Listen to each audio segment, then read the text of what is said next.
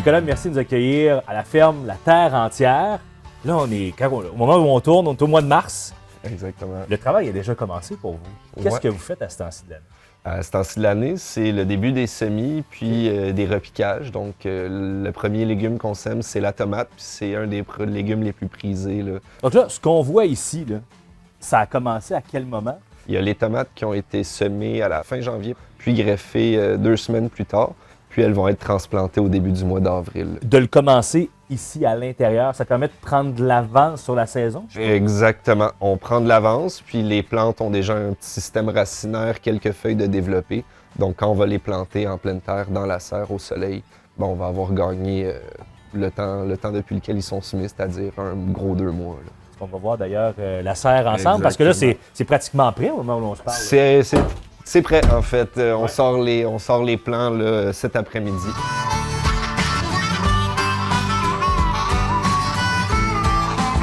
On est à la fin du mois de mars. Je suis pratiquement trop habillé en ce moment à l'extérieur. Est-ce que c'est inquiétant de voir ça ou est-ce que c'est positif pour vous, pour la culture? C'est quoi l'impact? Il y a un mélange des deux. Pour certaines cultures, ça nous inquiète. Par exemple, l'ail qui est déjà germé puis qui n'a plus de couvert de neige et qui n'en ait pas eu de tout l'hiver. D'un autre côté, ça donne signe d'un printemps hâtif, puis on va pouvoir planter plus tôt, peut-être avoir quelques récoltes plus tôt, plus de diversité. Des arbres dont les bourgeons sortent au mois de février, c'est inquiétant qu'on soit en agriculture ou non. Je pense que les agriculteurs et les agricultrices le vivent davantage parce qu'on est très proche de la nature, on est au premier rang des changements finalement. Ensuite, c'est peut-être plus technique, mais une couverture de neige, ça protège le sol. Sans couverture de neige, on se retrouve avec un sol donc qui est plus à la merci des intempéries.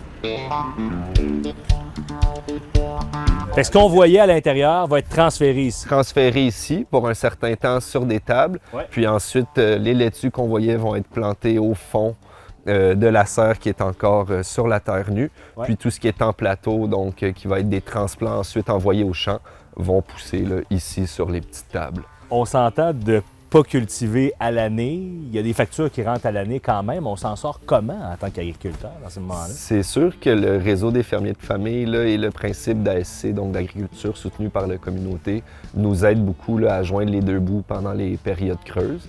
Donc, de prévendre les légumes qu'on va faire pousser, c'est vraiment un atout. Parlons-en justement des paniers. Donc, il y a des citoyens, citoyennes qui peuvent décider d'acheter à l'avance vos fruits et légumes, c'est ça? Exactement. Donc, on les vend à ce temps-ci de l'année, nos paniers, puis ils vont être livrés à partir du début du mois de juin, des légumes 100% biologiques.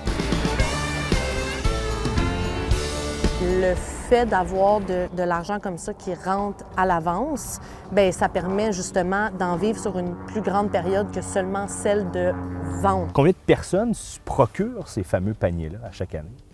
Nous, on est encore à viser 25 000 familles, donc nourrir 25 000 familles à environ 150 fermes. Là. On peut s'y procurer où, comment, quand? C'est là que ça se passe? La question. Ben oui, parce qu'il y a certainement des gens qui vont vouloir s'en procurer. Bien, j'espère. C'est super simple, j'ai envie de dire. On va sur notre site web fermierdefamille.com. Puis là, on peut choisir un point de livraison qui convient aussi à nos habitudes de vie. On se donne rendez-vous du mois de juin au mois de novembre, une fois par semaine. Est-ce qu'il en reste? Il en reste encore un peu.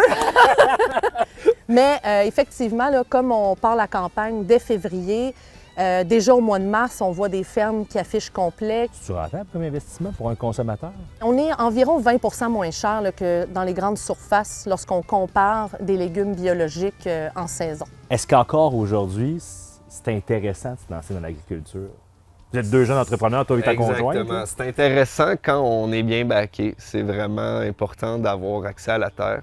Mais oui, c'est encore intéressant, c'est passionnant. On part de la semence, on se rend aux légumes puis au sourire des gens qui mangent ces légumes-là. Fait que juste pour ça, moi, je trouve que ça vaut la peine.